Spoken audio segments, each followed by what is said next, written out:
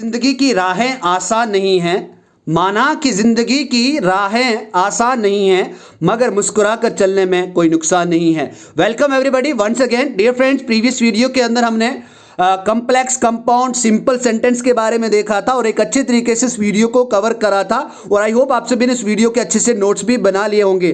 Dear friends, आज इस video को शुरू करने से पहले सबसे पहले आपको आज एक टास्क दिया गया है। अगर आपने अभी तक इस चैनल को सब्सक्राइब नहीं किया है, सब्सक्राइब कर दें, लाइक कर दें इस वीडियो को और अपने फ्रेंड्स के साथ शेयर कर दें, क्योंकि आज की इस वीडियो का जो हमारा टारगेट है वो 1000 मीन्स एक लोगों तक पहुंचनी चाहिए ये वीडियो, यानी 1000 व्यूज इस वीडियो के ऊपर आने चाहिए। देखते हैं डियर फ्रेंड्स आज आप कितना कोऑपरेट करते हैं मुझे। मैं हमेशा आपके लिए अपना टाइम निकाल के अपने लर्निंग के साथ साथ I try to just help you. देखते हैं आज आपकी कितनी हेल्प मिलती है और आप अपने सभी फ्रेंड्स के साथ शेयर कर दें और उन्हें भी शेयर करने को कहें। सो आज हम प्रीपोजिशन को पढ़ने जा रहे हैं। तो मैं आपको एक जर्नल में बता दूं कि अगर हम प्रीपोजिशन को देखें, आप सभी के माइंड में एक क्वेश्चन रहा होगा कि सर कितनी प्रीपोजिशन होती हैं। सर हमें तो आज तक इसका बहुत ज़्यादा क्या रहा, कन्फ्यूजन रहा। सर आप एक्चुअली एक बार हमें बता दो कि टोटल नंबर ऑफ जो प्रीपोजिशन होती है वो कितनी होती हैं। तो अगर मैं बात करूं टोटल 150 प्रीपोजिशन होती हैं, जिसमें से 70 प्रीपोजिशन बहुत ज्यादा इंपॉर्टेंट होती है क्योंकि वो हम कॉमनली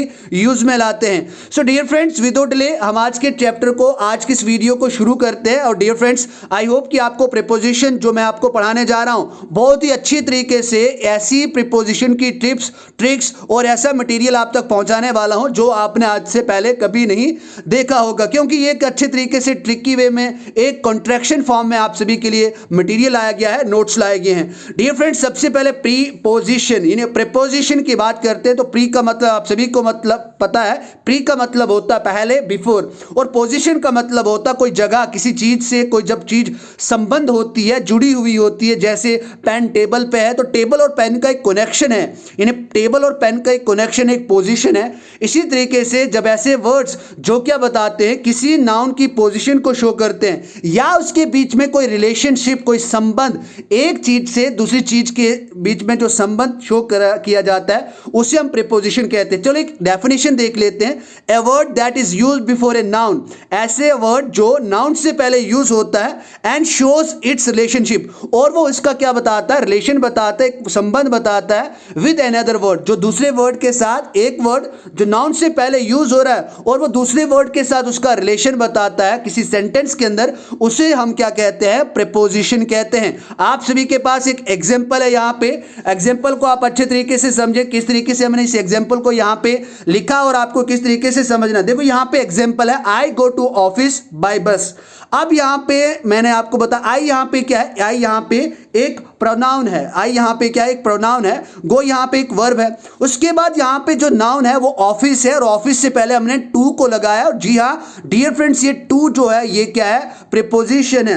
अब ये कौन सा प्रीपोजिशन है, ये डेस्टिनेशन, प्रीपोजिशन ऑफ डेस्टिनेशन है, यानी ये किसी जगह के बारे में हमें बता रहा है। आई गो टू ऑफिस, और यहाँ पे जो बाई है ये अपने आप में एक प्रीपोजिशन है, ये लेकिन कौन सा प्रीपोजिशन है, ये प्रीपोजिशन ऑफ सोर्स है, ये जरिया है वहां पे पहुंचने का, और वो क्या है, bus. Bus is the source to reach at office, office पहुंचने के लिए जो बस है वो एक हमारे पास सोर्स है। आई यहाँ पे प्रोनाउन आ गया, टू यहाँ पे प्रीपोजिशन ऑफ डेस्टिनेशन आ गया, ऑफिस यहाँ पे नाउन आ गया, बाय यहाँ पे एक सोर्स आ गया, और यहाँ पे जो सोर्स है वो हमारे पास क्या है, बस है, और बस अपने आप में क्या है, एक नाउन है। डियर फ्रेंड्स, आई होप कि आपको डेफिनेशन समझ में आ गई होगी। उसके बाद बात करते हैं कि प्रीपोजिशन की फॉर्म कितने तरीके से होती है, यानी कितने तरीके से इसको डिफाइन या एक्सप्रेस किया जाता है। तो मैं आपको बता दूं, जो प्रीपोजिशन की फॉर्म्स होती है जनरली दो तरीके से ही डिस्क्राइब होती है। एक तो होता है वन वर्ड प्रीपोजिशन, यानी ऐसी प्रीपोजिशन जो सिर्फ एक वर्ड के अंदर ही डिस्क्राइब की गई होती है। जैसे आपके पास एग्जांपल है, इन आ गया, एट आ गया, ऑन आ गया, फॉर आ गया, विद आ गया, टू, एट, एटसेट्रा। और इसी तरीके से और भी बहुत ज्यादा जो प्रीपोजिशन है जो सिर्फ एक वर्ड के अंदर ही बताई जाती है। उसके बाद दूसरा जो इसका फॉर्म होती है वो होती है complex preposition. Dear friends, complex का मतलब होता है थोड़ा सा लेंथी या थोड़ा सा कॉम्प्लिकेटेड, यानी कॉम्प्लेक्स प्रीपोजिशन का मतलब जैसे आपके पास एग्जांपल है आउट ऑफ, यानी एक से ज्यादा वर्ड से कोई प्रीपोजिशन बनती है उसे हम कॉम्प्लेक्स प्रीपोजिशन कहते हैं। Out of, in front of, near by, according to, for a while, instead of, वगैरह वगैरह। इसी तरीके से और भी बहुत ज्यादा कंप्लेक्स प्रेपोजिशन होती है। डियर फ्रेंड्स, आप सभी को एक माइंड में अपनी बात याद रखनी है कि अगर आपको प्रेपोजिशन को यानी प्रेपोजिशन को आपको अगर सही तरीके से अंडरस्टैंड करना है तो समझना है, यानी केवल हिंदी से इंग्लिश में ट्रांसलेट करने से प्रेपोजिशन आपको सही तरीके से समझ नहीं आएगा। आपको उसके अंदर जो सेंटेंस है, जो वाक्य है, उसको आपको अच्छे तरीके से अंडरस्टैंड करना पड़ेगा, तभी जाके आपको प्रेपोजिशन सही तरीके से समझ आएगा।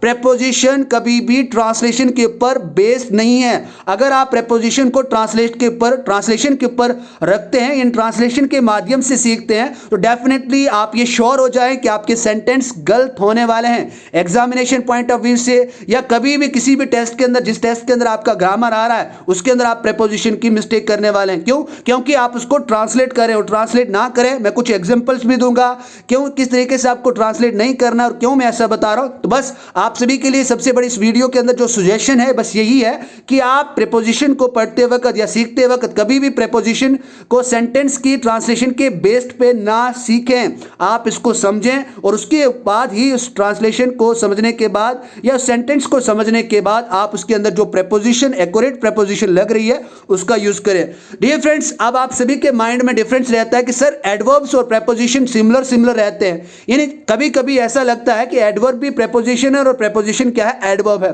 तो मैं आपके पास दो कंडीशन लाया हूं जिससे आपको यह पता लगेगा कि किसी सेंटेंस में प्रेपोजिशन को कैसे पहचाना जाए और किसी सेंटेंस में एडवर्ब्स जो होता है या एडवर्ब जो होता है वो किस तरीके से हम पहचानते हैं। यानी ऐसे वर्ड्स, कंडीशन नंबर 1, ऐसे वर्ड्स जिनके बाद नाउन यूज हो वो प्रेपोजिशन होते हैं। जैसे एग्जांपल आपके पास दी गई है, she goes into the office. देखो यहां पे ऑफिस ये क्या है, नाउन है। यानी मैंने बोला आपको कि ऐसे वर्ड्स जिनके बाद नाउन यूज होता है, जैसे इनटू यहां पे एक प्रेपोजिशन है और इनटू के बाद यहां पे हम एक नाउन यूज करें, ऑफिस एक नाम यूज करें, इसीलिए यहां पे ये किस तरीके से इनटू यूज हो रहा है, एज ए प्रेपोजिशन यूज हो रहा है, एज ए प्रीपोजिशन यूज हो रहा है। उसके बाद दूसरी कंडीशन आपको यह कहती है कि अगर और ऐसे वर्ड्स जिनके बाद नाउन का यूज ना हो, एक में तो नाउन का यूज हो, किसी वर्ड के बाद नाउन का यूज हो, इन वर्ड्स के बाद नाउन का यूज हो, तो वो तो प्रेपोजिशन होती है। अगर किस ऐसे वर्ड जिनके बाद नाउन का यूज ना हो तो वो क्या कहलाते हैं, एडवर्ब होते हैं या एडवर्ब कहलाते हैं। जैसे शी गोज इन, तो यहां पे जो पहले वाली एग्जांपल के अंदर आपने देखा इनटू, ये क्या है, प्रेपोजिशन है, यानी यहां पे ऑफिस नाउन है।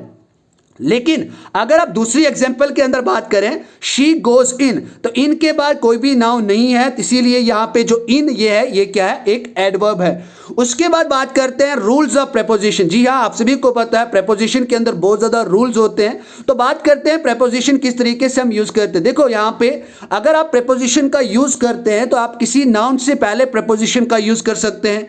उसके बाद एग्जांपल आपके पास सामने है स्क्रीन पे, the book is on the table या the book is on the bed, इस तरीके से आप इसका यूज कर सकते हो। उसके बाद प्रोनाउन के साथ भी आप यहां पे प्रीपोजिशन का यूज कर सकते हैं, यानी प्रोनाउन से पहले आप प्रीपोजिशन का यूज कर सकते हैं। जैसे all my friends seat beside me in class, mean सभी दोस्त जो मेरे हैं वो मेरे पीछे बैठते हैं क्लास के अंदर, कक्षा के अंदर। तो यहां पे जो बिसाइड आ गया एक प्रीपोजिशन है और मी यहां पे क्या आ गया, एक प्रोनाउन आ गया। तो ये वाली कंडीशन भी, रूल भी सेटिस्फाई होता है। उसके बाद आप बात करते हैं जेरेंट की। आई होप डियर फ्रेंड्स आपको जेरेंट का कंसेप्ट अच्छे तरीके से आया होगा और आता भी होगा। अगर आपको नहीं आता तो आप जरूर एक बार बेसिक प्लेलिस्ट में जाएं, वहां पे आप प्लेलिस्ट में देखें। आप मेरे पास वहां पे एक बेसिक इंग्लिश स्पोकन कोर्स भी रखा है जिसके अंदर 80+ वीडियोस है, उसमें जाके फर्स्ट सेकंड वीडियो के अंदर आप जेरेंट का कंसेप्ट आपको मिल जाएगा। चलो एक मैं ओवरव्यू में जेरेंट आपको समझा देता हूं। ये जेरेंट एक ऐसा वर्ड होता है जो वर्ब के साथ आईएनजी लगने पे बनता है और वहां पे एक संज्ञा की सेंस देता है, एक नाम की सेंस देता है, एक नाउन की तरह यूज होता है, उसे हम क्या कहते हैं, जेरेंट कहते हैं। तो यहां पे जेरेंट के साथ भी हम प्रेपोजिशन का यूज करते हैं। कैसे, एग्जांपल समझें आप। I speak English without fumbling, देखो बिना फंबल होने के मैं इंग्लिश बोलता हूं। I speak English without fumbling, mean बिना हकलाने के मैं इंग्लिश बोलता हूं। तो यहां पे विदाउट एक क्या है, प्रेपोजिशन है और फंबल यहां पे एक वर्ब भी है, लेकिन इसके साथ हमने एक आईएनजी लगाया तो ये बन गया फंबलिंग, ये एक नाम बन गया। उसके बाद फ्रेज के साथ भी हम क्या लगाते हैं, प्रेपोजिशन लगाते हैं कैसे, जैसे I want to beat the clock, यानी मैं समय को मात देना चाहता हूं, हर काम मैं टाइम से पहले करना चाहता हूं। बीट द क्लॉक एक अपने आप में फ्रेज है, ईडीएम है, तो इसको आप अच्छी तरीके से देखें। तो यहां पे हमने फ्रेज के पहले भी टू का यूज एज ए प्रीपोजिशन किया।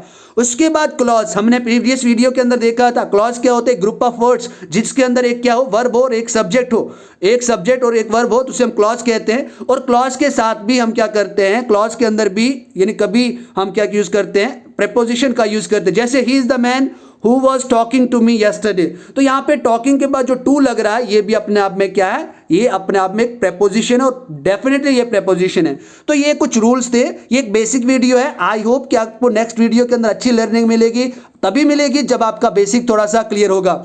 अब देखो यहां पे बात करते हैं, आप सभी ने सुना होगा टू यहां पे इन्फिनेटिव की तरह भी यूज किया जाता है और टू यहां पे एक प्रीपोजिशन के अंदर एक नाउन के साथ भी यूज किया जाता है।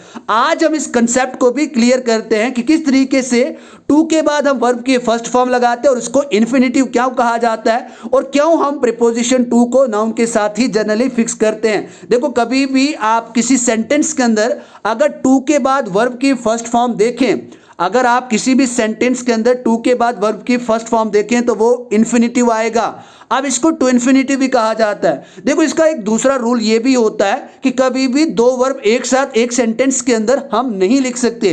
दो वर्ब को आपस में से सेपरेट करने के लिए हम टू इन्फिनेटिव का यूज करते हैं। तो यहाँ पे टू इन्फिनेटिव का यूज इस तरीके से भी हो रहा है, ये यहाँ पे इन्फिनेटिव की तरह यूज हो रहा है, लेकिन ये प्रीपोजिशन के अंदर आता है और इन्फिनेटिव भी एक प्रीपोजिशन का ही एक पार्ट है। अब देखो यहाँ पे एग्जाम्पल समझिए आप, I lock the door to keep everyone away from me, मैं अपना दरवाजा इसलिए बंद रखता हूं ताकि मेरे से दूसरे जो है या हर कोई मेरे से क्या रह सके, दूर रह सके।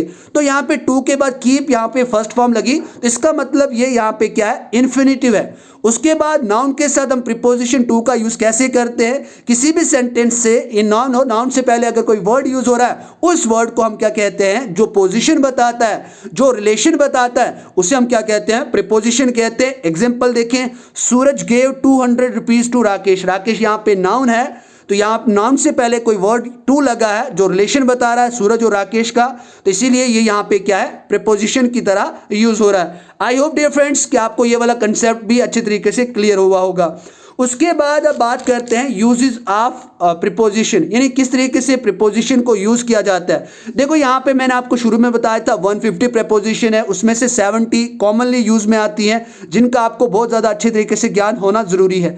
लेकिन मैं आपको बता दूं प्रीपोजिशन, जैसे लोकेशन को बताने के लिए हम प्रीपोजिशन का यूज करते हैं, डायरेक्शन को बताने के लिए हम प्रीपोजिशन का यूज करते हैं, और मैं आपको ये भी बताऊंगा कि कौन कौन सी जो प्रीपोजिशन के वर्ड होते हैं या कौन कौन सी ऐसी प्रीपोजिशन है जो लोकेशन को बताने के लिए, डायरेक्शन को बताने के लिए यूज होता है। और इसी तरीके से टाइम को बताने के लिए भी हम कुछ प्रीपोजिशन का यूज करते हैं, कौन कौन सी है वो भी मैं आपको बताऊंगा। उसके बाद वर्ब, यानी ऐसे होते हैं जिनको हम फ्रेजल वर्ब भी कहते हैं, तो इनके साथ भी हम क्या करते हैं, यानी इनके साथ भी हम क्या करते हैं, प्रीपोजिशन का यूज करते हैं। उसके बाद कुछ स्पेशल रिलेशनशिप होते हैं जिनके साथ हम क्या करते हैं, प्रीपोजिशन का यूज करते हैं। अब देखते हैं लोकेशन के लिए कौन कौन से प्रीपोजिशन हम यूज करते हैं, डायरेक्शन, टाइम, वर्ब और स्पेशल रिलेशनशिप के लिए कौन कौन से प्रीपोजिशन हम यूज करते हैं। तो सबसे पहले हम बात करते हैं लोकेशन के लिए। देखो लोकेशन को बताने के लिए अगर आप प्रीपोजिशन का यूज करें तो आपको सिर्फ 3 ही याद रखने हैं, एक तो आ गया इन, एक तो आ गया ऑन और एक आ गया एट। यानी ये 3 ऐसे प्रीपोजिशन हैं जो क्या बताते हैं, किसी लोकेशन को बताते हैं। और अगर आपको डायरेक्शन के बारे में बताना हो और उसके अंदर आपको प्रीपोजिशन का यूज करना हो तो डायरेक्शन के साथ preposition in, into, on, into, to या टूवर्ड, इनटू, टू या टूवर्ड, इनका आप यूज कर सकते हैं। यानी ये प्रीपोजिशन ऑफ लोकेशन आ गया और प्रीपोजिशन ऑफ डायरेक्शन आ गया। उसी तरीके से प्रीपोजिशन ऑफ टाइम भी होता है और प्रीपोजिशन ऑफ वर्ब भी होता है। अब प्रीपोजिशन ऑफ टाइम के अंदर आप कौन कौन से प्रीपोजिशन का यूज कर सकते हैं, जैसे इन आ गया, ऑन आ गया, एट आ गया, विद इन आ गया, बाय आ गया, फॉर आ गया, सिंस आ गया, ड्यूरिंग आ गया, फ्रॉम आ गया या टू आ गया। तो ये सभी क्या है, प्रीपोजिशन ऑफ टाइम आ गया। इसी तरीके से अगर हम बात करें प्रीपोजिशन वर्ब, तो उसके अंदर जिसको हम फ्रेजल वर्ब भी कहते हैं, इसके अंदर आप एट यूज करते हैं, यानी प्रीपोजिशन, यानी यहां पे प्रेपोजिशन ऑफ वर्ब की बात हो रही, एट आ गया, फॉर आ गया, विद आ गया, ऑफ आ गया, अबाउट आ गया, तो ये सभी के सभी क्या है, प्रेपोजिशन ऑफ वर्ब है। उसके बाद प्रेपोजिशन ऑफ स्पेशल रिलेशनशिप, जी हाँ, कुछ ऐसे भी प्रेपोजिशन होते हैं जो एक खास तरीके से यूज होते हैं, इसीलिए इनका नाम क्या रखा गया है, प्रेपोजिशन ऑफ स्पेशल रिलेशनशिप। तो इसके अंदर आप जैसे अराउंड आ गया, अलोंग आ गया, विद इन आ गया, अगेंस्ट आ गया, आउट ऑफ आ गया, अक्रॉस आ गया, थ्रो आ गया, अबव आ गया, अंडर आ गया, बेनीथ आ गया, बिसाइड आ गया, बिहाइंड आ गया, between, among, of, ahead of, before, in front of, near by, तो इन सभी को हम क्या कहते हैं, प्रेपोजिशन ऑफ स्पेशल रिलेशनशिप। और मैंने जब आपको शुरू में बताया था प्रेपोजिशन की फॉर्म्स, उसके अंदर मैंने आपको एक बताया था वन वर्ड प्रेपोजिशन जो हमने पीछे देखा, लेकिन यहां पे ये कॉम्प्लेक्स प्रेपोजिशन के अंदर आते हैं, क्योंकि कुछ ऐसे प्रेपोजिशन भी इसके अंदर है जो एक से ज्यादा वर्ड्स को मिलाकर बनते हैं, तो इसीलिए इसको हम क्या कहते हैं, प्रेपोजिशन ऑफ स्पेशल रिलेशनशिप। इन सभी के बारे में हम अच्छे तरीके से समझेंगे आज की इस वीडियो के अंदर। चलो लोकेशन के जो इन, ऑन और एट हमने देखा उसको खत्म करते हैं। आप सभी को मैं एक ओवरव्यू में बता दूं, जो ऑन होता है वो हमेशा सरफेस के रिलेशन में लगता है, यानी जब जब हम सतह की बात करते हैं, सरफेस की बात करते हैं, किस तरीके से यूज होता है वो एग्जांपल से मैं बताऊंगा, उसके लिए हम ऑन का यूज करते हैं। उसके बाद इनक्लोज्ड एरिया, यानी चारों ओर से जो एरिया बंद हो, क्लोज हो, उसके लिए आप इन का यूज करते हैं। कैसे, एग्जांपल आपके पास नेक्स्ट स्लाइड्स के अंदर आपको अच्छे तरीके से मैं पढ़ाने वाला हूं। उसके बाद पॉइंट, यानी किसी स्पेसिफिक पॉइंट को, स्पेसिफिक लोकेशन को बताने के लिए हम एट का यूज करते हैं। जैसे आई एम एट माई होम, मैं अपने घर पे हूं, तो यहां पे एक स्पेसिफिक लोकेशन यानी स्पेसिफिक पॉइंट की बात कर रहे हैं, उसके लिए आप एट का यूज करते हैं। अब वन बाय वन देखते हैं किस तरीके से सरफेस, इनक्लोज्ड एरिया या स्पेसिफिक पॉइंट के लिए ऑन, इन और एट का यूज होता है। तो सबसे पहले आप बात करते हैं, यहां पे लोकेशन की बात करें इस वीडियो के अंदर, तो यहां पे ऑन का यूज देखते हैं, किस तरीके से ऑन का यूज होता है। On tells that the following noun is located on a surface, यानी जो ऑन होता है वो हमें यह बताता है जो नाउन, कोई चीज जो भी रखी है वो किस सरफेस की रखी है। We use on when one thing attached to or touching something, हम तब नाउन ऑन का यूज करते हैं जब कोई चीज किसी दूसरी चीज के सरफेस पे हो या उसके साथ टच में हो। जैसे on the table, my pen is on the table, मेरा पेन टेबल पे है। On the floor, on the chair, on the roof, तो आप यहां पे देख ले कोई भी चीज जब किसी, जैसे मैं बोलूंगा my book is on the table, आप बोलोगे my shoes is on the floor, my shoes are आएगा, इज नहीं आएगा, शूज अपने आप में एक प्लूरल होता है यानी पैर्स बनाता है। उसके बाद chair is on the roof, उसके बाद आप बोलोगे my shirt is on the chair, तो इस तरीके से आप यूज करोगे। तो यहां पे आप एक यूज देखें। उसके बाद ऑन का दूसरा यूज कहां पे लगता है, जब भी आप कभी डेट यानी जो तारीख होती है या डेज यानी दिनों के लिए आप बताने के लिए आप किसका यूज करते हैं, आप प्रेपोजिशन का यूज करते हैं। यानी दिन और डेट को दिखाने के लिए आप प्रेपोजिशन ऑन का यूज करते हैं। जैसे I will go to office on Monday, यानी मंडे एक दिन है अपने आप में, तो दिन को बताने के लिए भी आप किसका यूज करते हैं, ऑन का यूज करते हैं। They meet me on Sunday, वो मुझे कब मिले, दे मेट मी या they met me on Sunday, वो मुझे रविवार को मिले थे। उसके बाद I was born on 16th of December 2000, यानी मैं 16 दिसंबर 2000 को मेरा जन्म हुआ था। तो यहाँ पे 16 क्या है, एक अपने आप में डेट है, एक स्पेसिफिक डेट है, तो डेट को बताने के लिए भी आप प्रीपोजिशन ऑन का यूज करते हैं। We celebrate international women's day on 8th of March, आप सभी को पता है विद इन 3 days हम इंटरनेशनल वुमेन्स डे को सेलिब्रेट करने वाले हैं। तो यहाँ पे जो 8th ऑफ मार्च है वो अपने आप में क्या है, डेट है। तो for showings date and days we often and we generally use preposition on. उसके बाद बात करते हैं ऑन प्रेपोजिशन और कहां पे यूज होती है, जब भी आप किसी यंत्र यानी डिवाइस की बात करें, टेलीफोन आ गया, टेलीविजन आ गया, लैपटॉप आ गया, यानी ये सभी क्या होते हैं, एक यंत्र होते हैं, एक डिवाइस है। या मशीन की बात करते हैं तो तब आप किसका यूज करते हैं, प्रेपोजिशन ऑन का यूज करते हैं। I am on the phone, मैं फोन पे हूं, कभी बात करते हैं हाँ मैं अभी फोन पे लगा हूं, फोन पे बात कर रहा हूं। तो इस तरीके से फोन पे, मैंने आपको पहले ही कहा था कि प्रेपोजिशन को अगर अच्छे तरीके से समझना है तो आप इसकी ट्रांसलेशन पे बिल्कुल भी फोकस नहीं करें।